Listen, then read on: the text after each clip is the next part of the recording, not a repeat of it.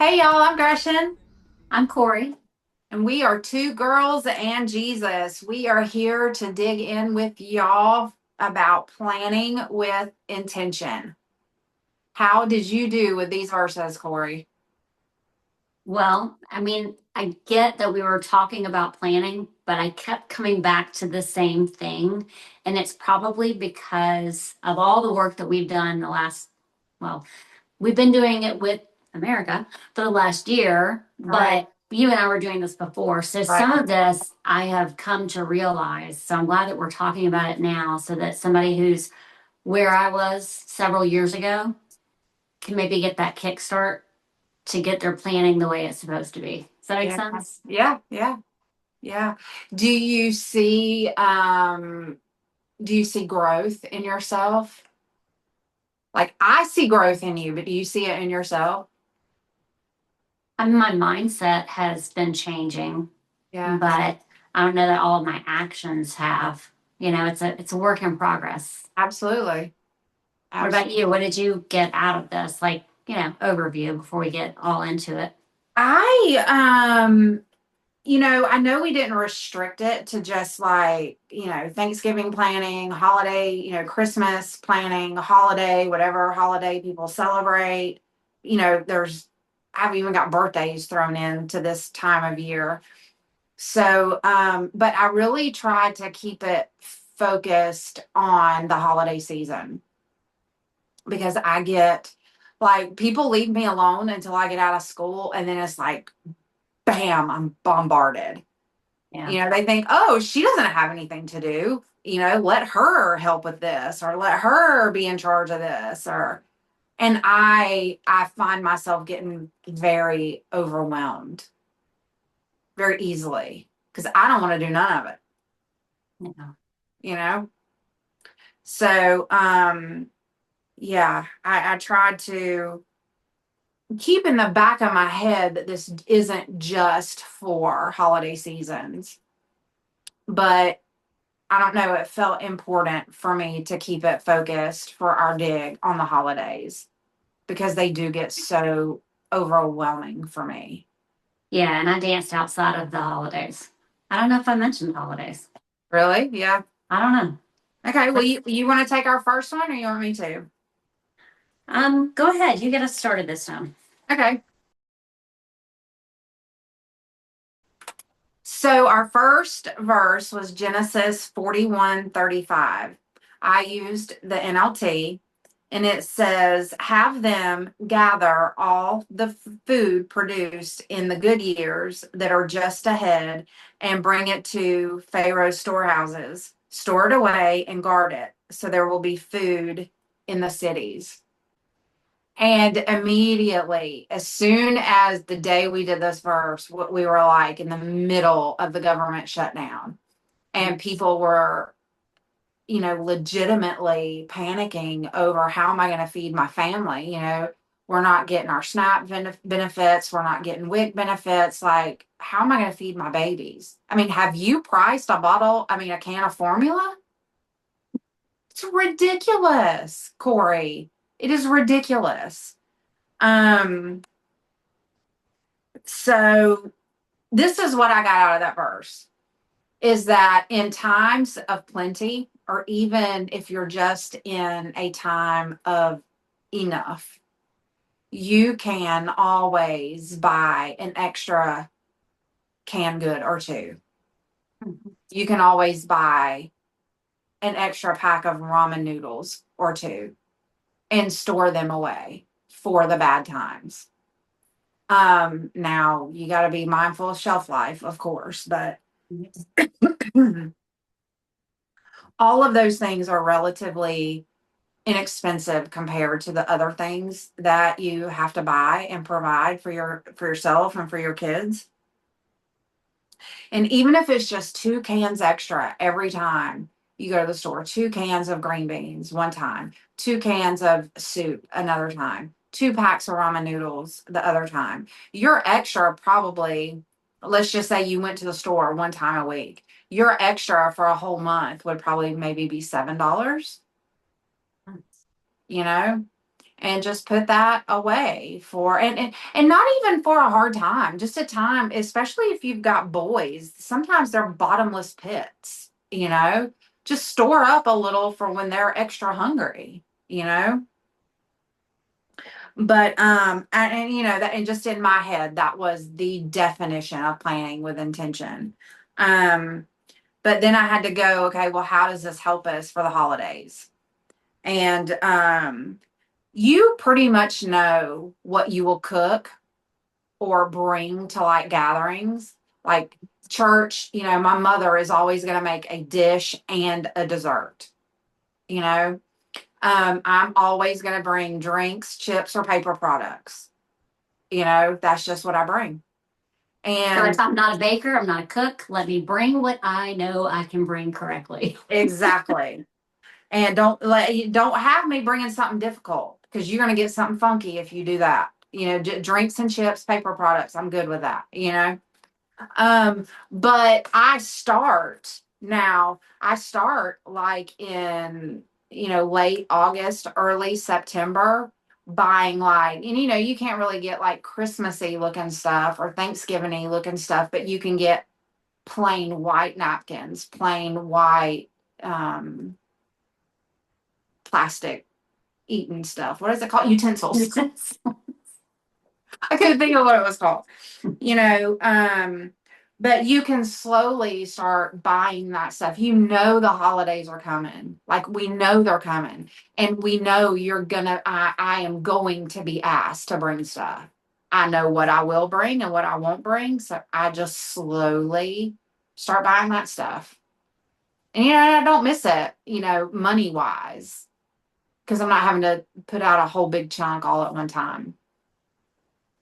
You can also go shopping December 26th and get all that Christmas stuff on super, super sale. You're I do that every absolutely year. right. But I'm Every year. usually broke by that time. Because, Well, I have to go from December, the middle of December, all the way to the very end of January for another paycheck. yeah, that's crazy. It is crazy. All right. Well, I did the NIV version, and I actually did like the NLT. The way it was written out, I felt like it was a little more clear, but I knew you were going to do that one, so I still wrote the NIV. Yeah.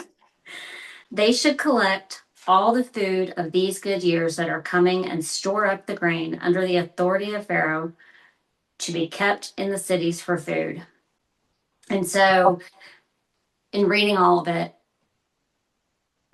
the Pharaoh had these dreams, and then Joseph interpreted it. And that's how he came to know that you're going to have 7 great years, and then it's going to be 7 terrible years. Yep. So you better store it up. That's just the gist of it. You all can read the whole thing. So what I got out of that was get your house in order. Yes. Oh my gosh, And yes. um, when things are going really well, it's easy to just go spend the money, right? I mean, because you're not thinking about it because you've got money. So, oh yeah, we can go to the movies. Oh, we can do this, we can do that. And then all of a sudden, I mean, being in real estate, all of a sudden everything stops and nobody can buy a house. And what am I going to do to make money now? And so, of course, I can go find something else to do. But during that time of figuring out what that is, how am I going to pay for everything? I should have been storing up those funds in a better way. Yeah. I'm really good with buying the extra groceries here and there, especially when it's a BOGO. But I have to make myself every 6 months go through my pantry, make sure nothing's going to expire. And if something's getting close to expiring, I bring it to the food pantry because somebody going to the food pantry is getting something for that night. Yeah. Or that week. So I know it's going to get used within the time. And I have a friend who says, oh, expiration dates don't mean anything. They mean a lot to my OCD self. Yeah. And that's okay. I always look at that. Yeah. So then it got me thinking about, what would we store up today? Of course, like canned goods, things like that. Storm preparation is what my head went to because obviously we're in a town that was devastated by a hurricane several years back. And so anytime that there's a risk, in Georgia, we have had tornado warnings and things. And so they would tell you, have your flashlight, have things in case the power's out. You need some bottled water. It's the same kind of thing. And just making sure that you're prepared in the event of something terrible happening. Right. And 7 years of no crops growing, everything dwindling away, animals dying off. I mean, that's pretty terrible and something that needs to be prepared for. So what I ended with that was saying that we have to plan with intention, which was our entire thing that we came up with on Yes. these verses, is that the whole purpose of planning is not just to say, I've got everything in order, because something's going to be thrown at you. It's going Mhm. to change your plan. So if you plan with intention, then you'll have some fail safes. That's right. Absolutely.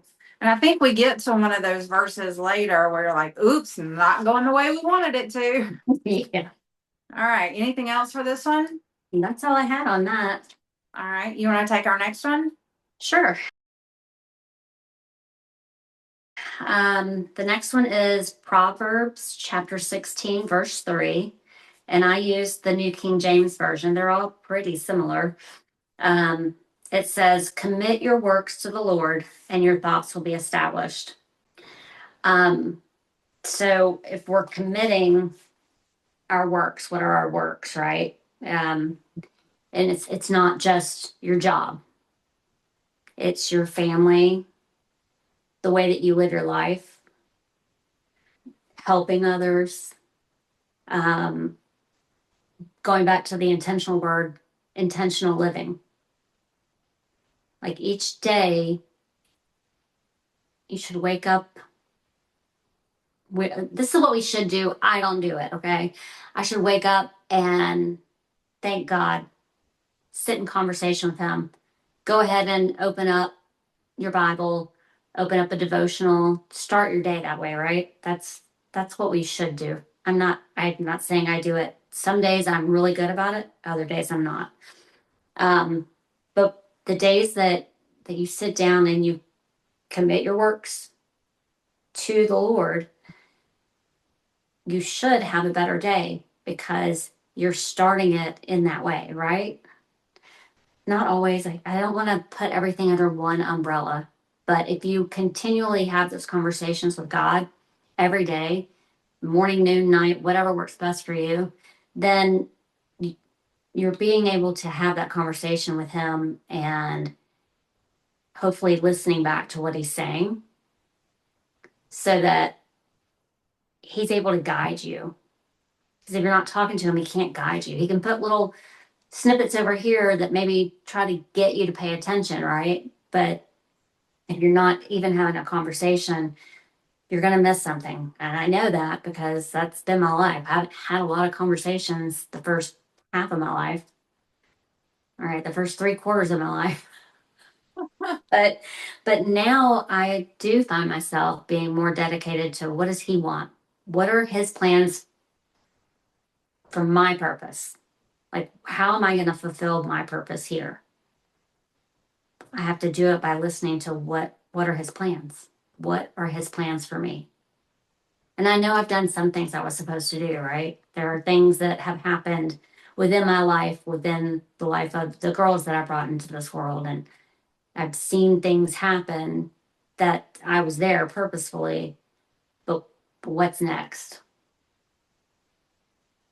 I feel like I went way off track on that one.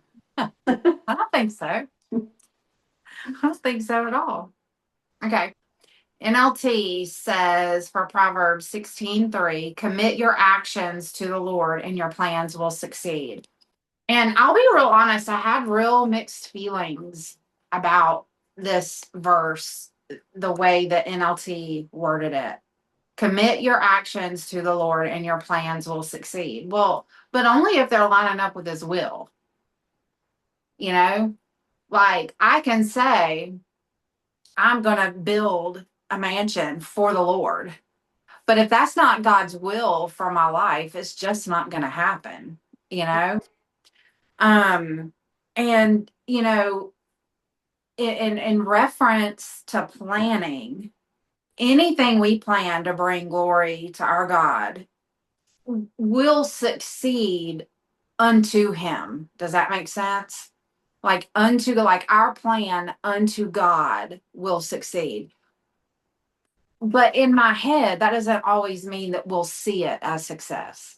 Does that make sense?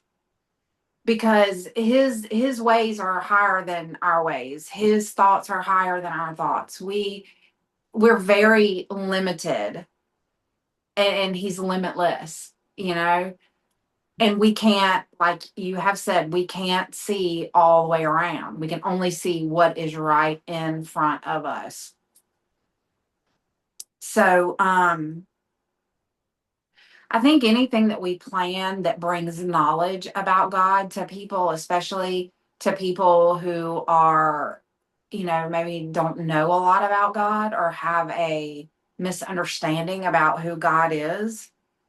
Um, I think that those plans succeed.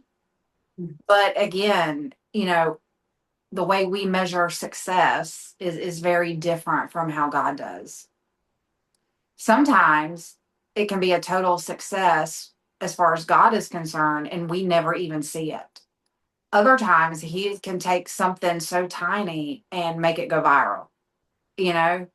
And um I just know that when we make a plan, it has got to be a true plan from our hearts for God. He knows when we're not 100% sincere. He knows when that mansion is really more for us than him.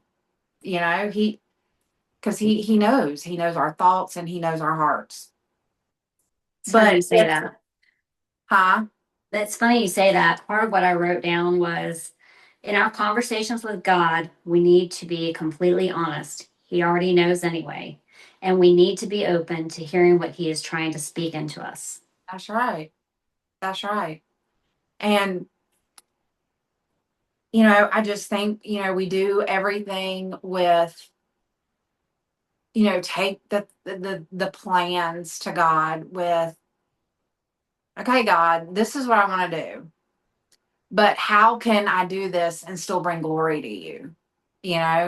How can this manifest who you are to people who may or may not know you or have a misunderstanding of you, you know?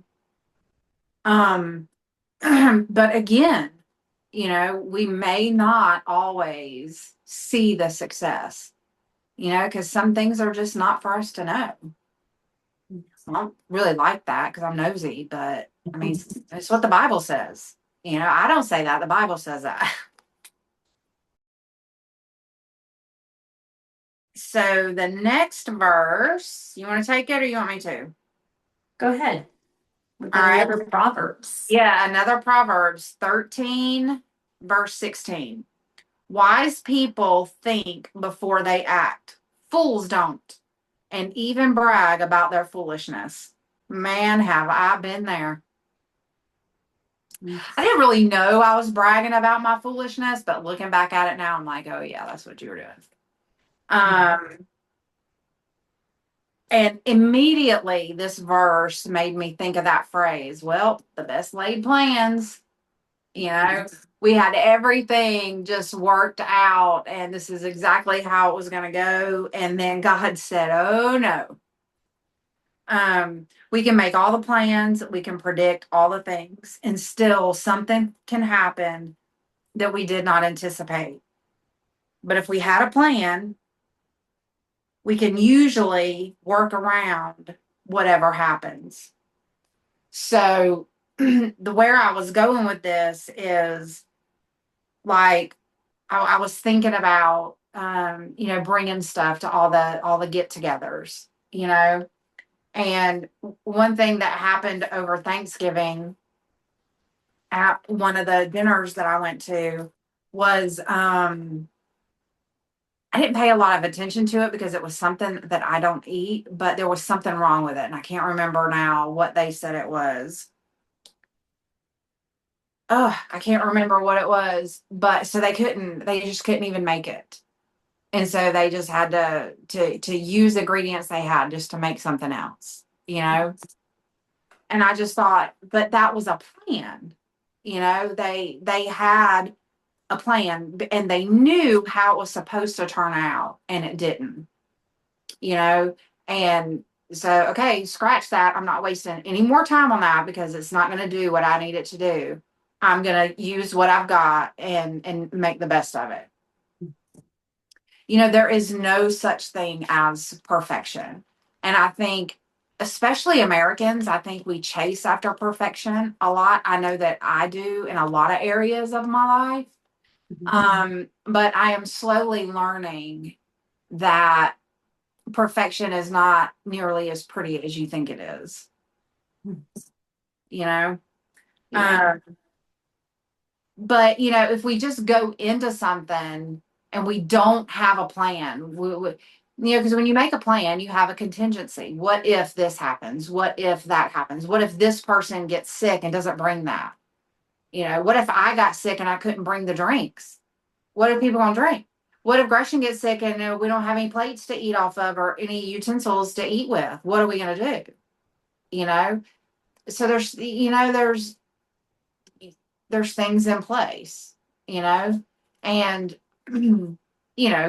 plates and stuff, you would just have to wash a ton of dishes and that would just be okay.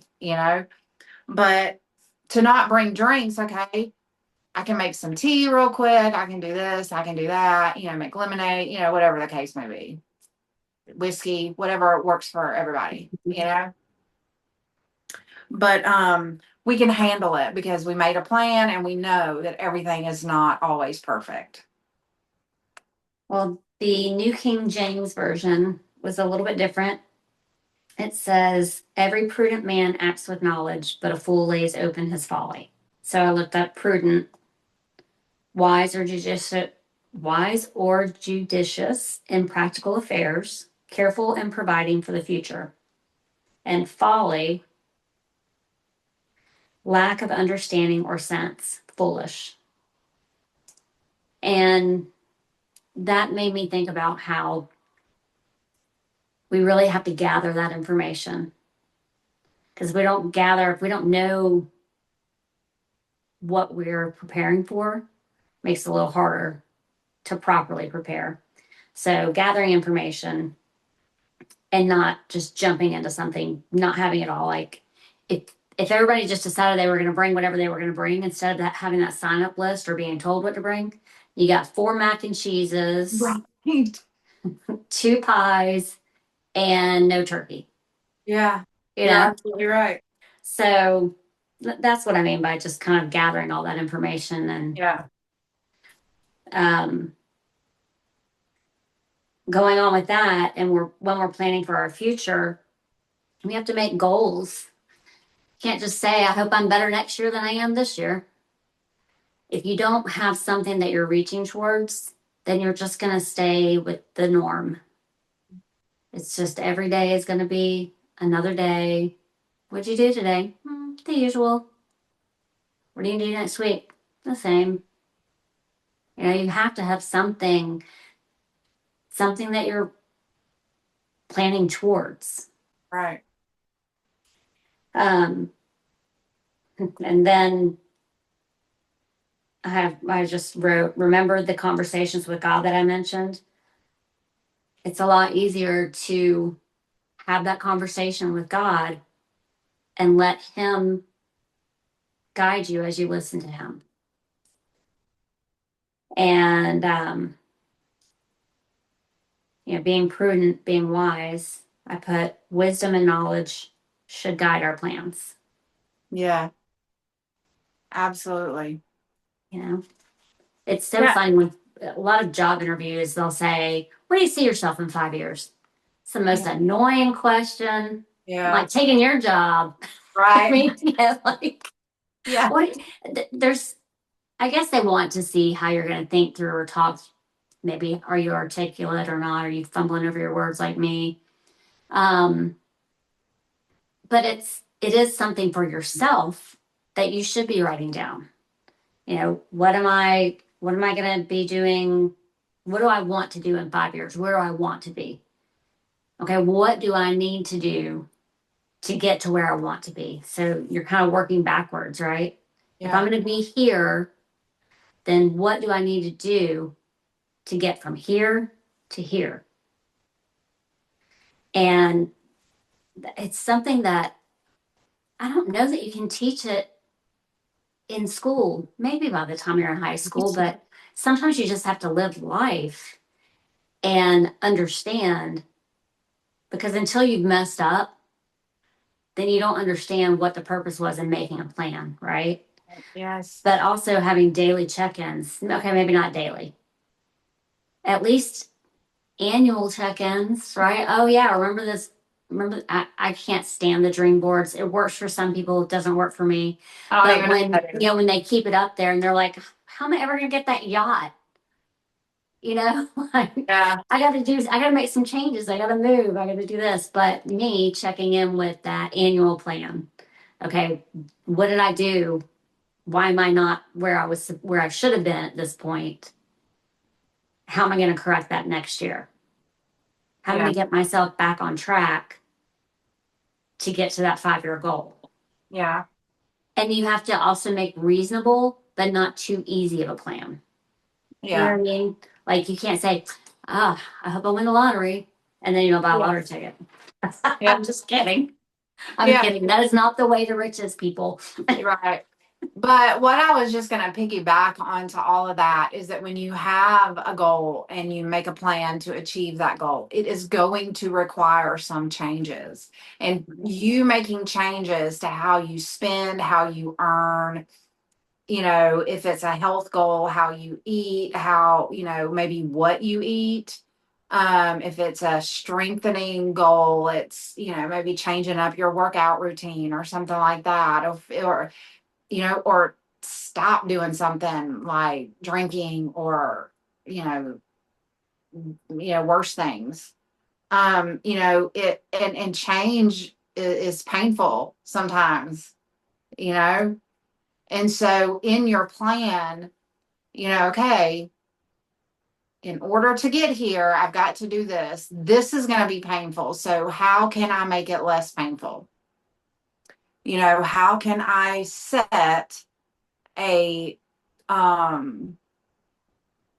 like a mini goal on and reward yourself through that. Um, because any change for in bettering yourself, you know, is something to be proud of, to congratulate yourself for. Um, but but with the whole thing in the back of your head, remember that you are not perfect and God never asks you to be perfect. you know so you might mess up, you might spend too much money, you might eat too much cake or pie, you might be more lazy one week than you are next. But just because you have one bad time, one bad meal, one bad decision, doesn't mean your whole plan is blown for the next however many years you get to your final. Those are just my thoughts. Well, why don't you wrap us up with our last Proverbs? Okay. Another Proverbs, and that is Proverbs 22, verse 3. A prudent person foresees danger and takes precautions. The simpleton goes blindly on and suffers the consequences. And this is how I started. It is sad to say this, but with shopping this Christmas season, we have to be aware of the danger that is possible, just being around other people that might not be as sane as we are. We know that these things are, whether you're experiencing them in your immediate world or not, the Christmas season draws you out of that, you know, you have to shop. Now, if you're like me, you're just going to order it. I haven't walked into a store yet, and I'm just about done. Um, but I know I'm very vocal about what I believe is right and the way that I believe, God would have us treat other people. And if I see someone treating someone bad, they get told so.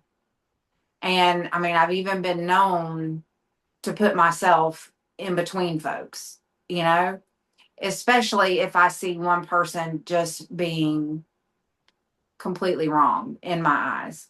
Um, but here's the thing about that is that I know why I'm doing it from a good place in my heart. It doesn't appear that way with the words that come out of my mouth. Do you know what I mean? So I just don't. I come across very aggressive, even though I'm not, but that's the way I come across.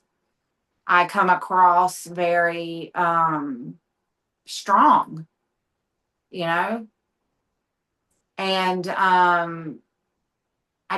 don't want to deal with that because it doesn't turn out well. You know what I mean? So I know these things, so I plan around them. I don't go shopping in the Christmas season. I don't. I'll go to the grocery store if I have to, but I'm usually going to order that and pick it up too. Um, we can plan shopping trips, we can plan gatherings, but we just have to know who we're dealing with. We have to know who we are, you know, and I don't think we live in the what if, okay? But during times like this, everybody is just on heightened.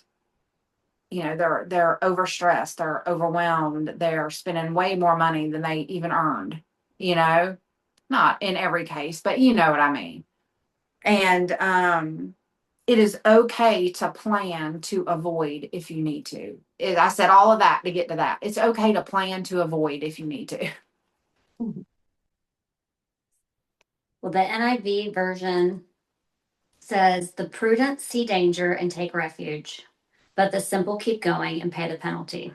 And the verse before this, I wrote out the definition of prudent. So this to me is saying a wise person sees the danger. And my thought is that this person is aware of their surroundings and is already planning to stay safe from all those dangers. They're looking at how are they going to remain safe. Then in turn, the second half of that verse, that means that the simple one is the one who's just doing what they want. They're just walking through life. They're not paying attention to anything and doing exactly what they want instead of paying attention, and then they can end up in trouble. I was just watching something and I don't know what it was, but the guy kept telling her to look up because you're missing so much because you're looking down. And then she's looking up and she trips because she didn't see the pile in front of her. So, take a I don't know why this made me think of that, but pay attention all the way around, I guess. But it's so funny that you brought that up because the last hiking trip we went on, we backpacked overnight at Providence Canyon, and we did a 6-7 mile. It's like a loop. It's absolutely stunning. He said 6-7. 6 to 7. It's a 6 to 7 mile loop.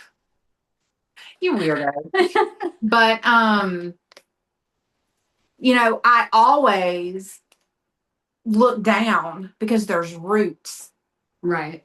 And there's rocks and there's leaves, and leaves can be slippery. There's pine straw. Pine straw can be slippery. Yeah.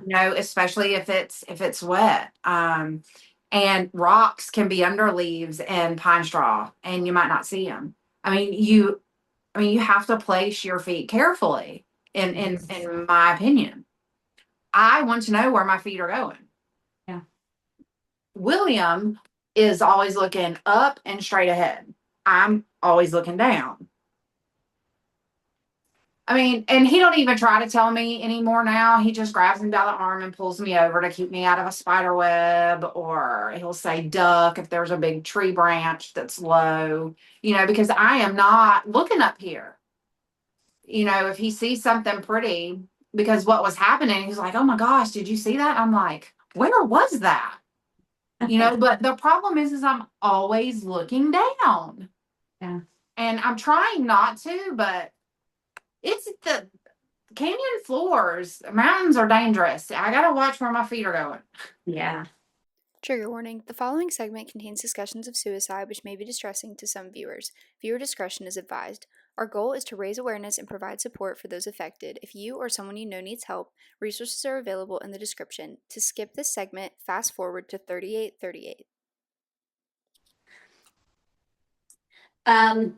So what I got from it was just to plan ahead, consider your alternatives, check in on your plan, and be diligent with that.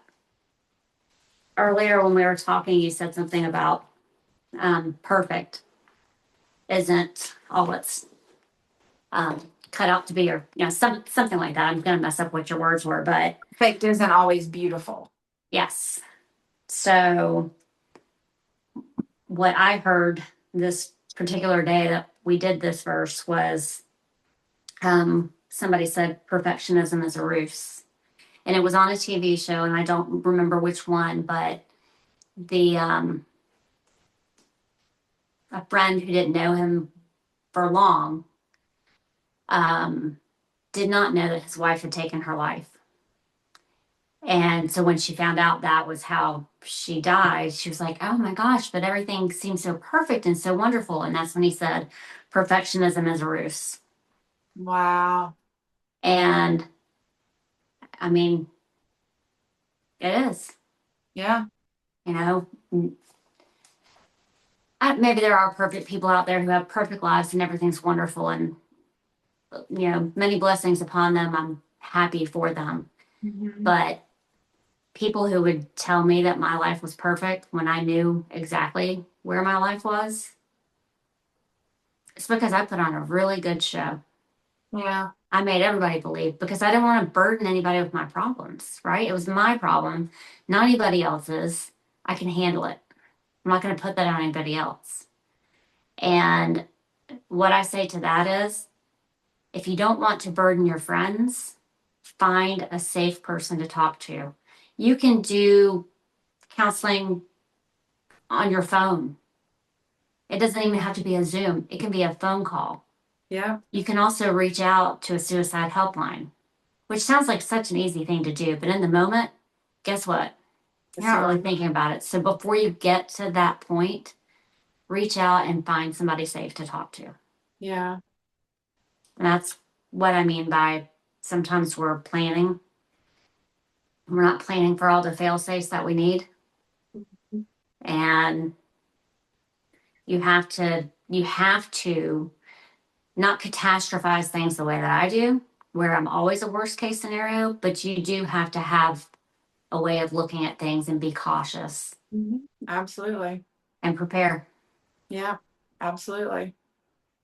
Yeah, I try not to catastrophize things. Is that the way you say it? I Yeah. try not to do that as well. But I like to at least know what in my head could be worst case scenario so that if it happens, I'm not surprised. But in that whole process of thinking, okay, that's the worst thing that I can think of that could happen in this situation. In that whole process, you're kind of planning for that not to happen, right? So you're kind of making a plan without making a plan, but it's intentional planning. You're thinking all the way through a process. And, nobody wants to fall off the side of a mountain. I can't imagine anybody wants to do that. So, you make sure you put your pack down away from the edge because when you first take your pack off, your body feels weird because you've been carrying weight and now you're all of a sudden and you're in elevation too. And elevation is weird with your body. Your body reacts weird to it. So you kind of feel like you're walking on marshmallows, right? Especially if you're up high when you first take your pack off.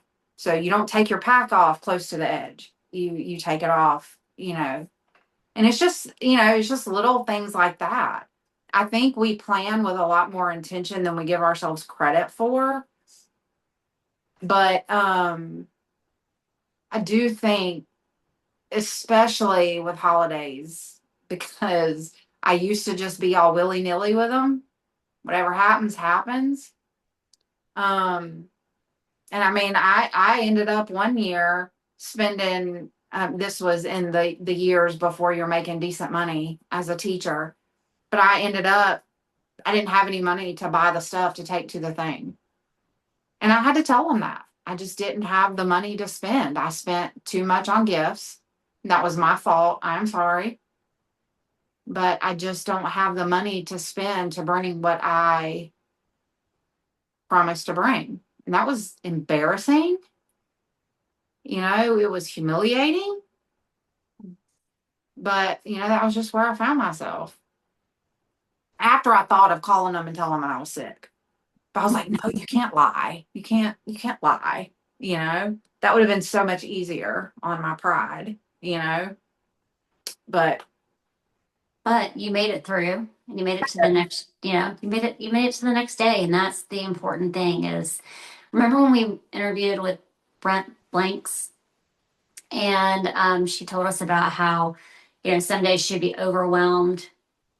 She's standing in her kitchen trying to fix food for this one. This one's over here melting down. Yeah. This one needs help tying a shoe. Like there's all these things happening, and that she just had to take a breath and say, in 10 minutes, this is all going to be finished. Yep, I do remember that. Well, if we can just remind ourselves that we're going to get through this, it might suck. It might feel like the worst time ever. But tomorrow's another day. And you will. With each day, it has to get better, right? Yeah, we think so. We hope so, at least. And I mean, this is a very, very hard time of year for people. The holidays, memories of people who have passed, questioning why things didn't go this way or why they went that way. Really hugely, the loss of people is felt deeper and harder during the holidays. Being alone is felt harder during the holidays. Because not Yeah. everybody has family or even family they can get to. Right.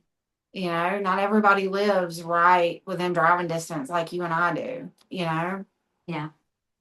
So I want to go back to Brent Blake's thing and tell you everything's going to be better.